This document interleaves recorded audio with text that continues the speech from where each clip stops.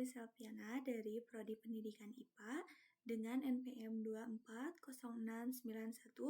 240691240008. Kali ini saya akan menjelaskan tentang manajemen mutu pendidikan. Manajemen mutu pendidikan ini dapat diartikan sebagai suatu proses pengelolaan yang meliputi perencanaan, pelaksanaan, pengendalian, dan evaluasi terhadap seluruh kegiatan pendidikan untuk mencapai standar mutu tertentu. Fokus utamanya adalah pada peningkatan kualitas layanan pendidikan, yaitu yang artinya semua aspek baik guru, siswa, sarana maupun sistem pembelajaran harus dikelola dengan baik agar menghasilkan lulusan yang berkualitas, baik dan dari segi ilmu, keterampilan maupun sikap. Yang selanjutnya yaitu tujuan manajemen mutu pendidikan.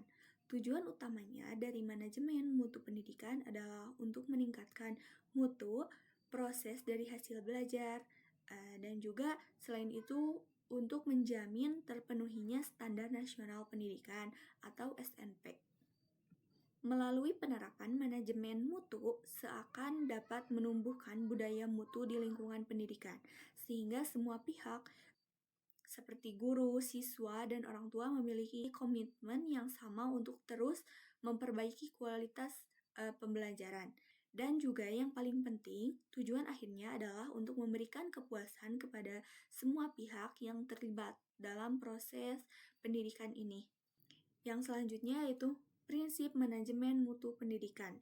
Ada beberapa prinsip penting dalam manajemen mutu pendidikan. Yang pertama yaitu fokus pada pelanggan, yaitu siswa, orang tua, dan masyarakat. Yang kedua yaitu keterlibatan semua pihak, jadi mulai dari kepala sekolah, guru, staf, hingga peserta didik.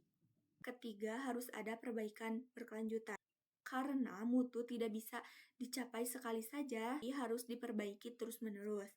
Dan yang keempat, dibutuhkan kepemimpinan yang kuat. Dan kelima yaitu setiap keputusan harus berdasarkan data dan fakta, bukan hanya perkiraan. Dan prinsip-prinsip ini mutu pendidikan dapat dijaga secara konsisten.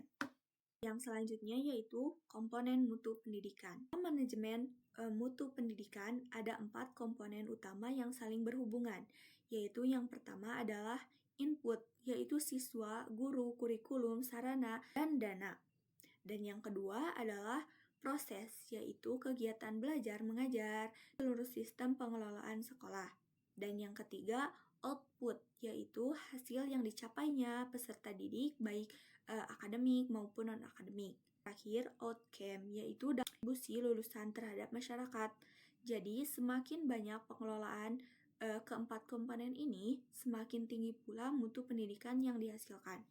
Selanjutnya, strategi peningkatan mutu pendidikan. Untuk meningkatkan mutu pendidikan, diperlukan beberapa strategi.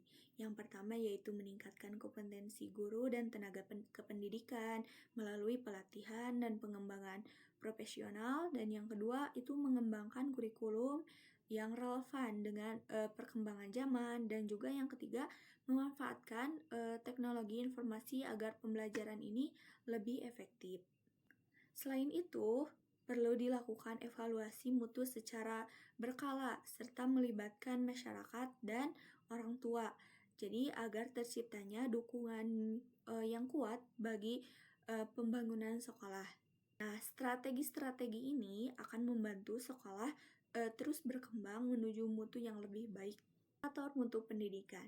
Indikator mutu pendidikan bisa dilihat dari berbagai hal, mulai dari pencapaian standar kelulusan siswa, prestasi akademik maupun non-akademik, hingga kinerja guru dari tenaga kependidikan. Selain itu, ketersediaan sarana dan prasarana, serta tata kelola sekolah yang baik juga menjadi indikator yang penting. Dan yang tak kalah penting adalah tingkat kepuasan stakeholder, yaitu seperti orang tua dan masyarakat terhadap layanan pendidikan. Jadi kalau semua indikator ini terpenuhi, berarti sekolah sudah berada di jalur yang tepat menuju mutu yang baik. Masih banyak tantangan yang dihadapi dunia pendidikan. Contohnya ketimpangan mutu antar sekolah, ketasan dana dan fasilitas, serta kurangnya kemampuan guru dalam memanfaatkan teknologi.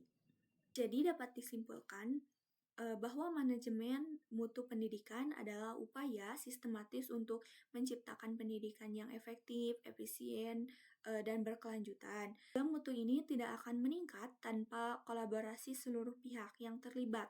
Seluruh sekolah mampu menghasilkan sumber daya manusia yang unggul, berkarakter, dan siap bersaing di masa depan. Mutu ini bukan hanya tanggung jawab individu, tapi juga tanggung jawab bersama dan kemajuan pendidikan bangsa.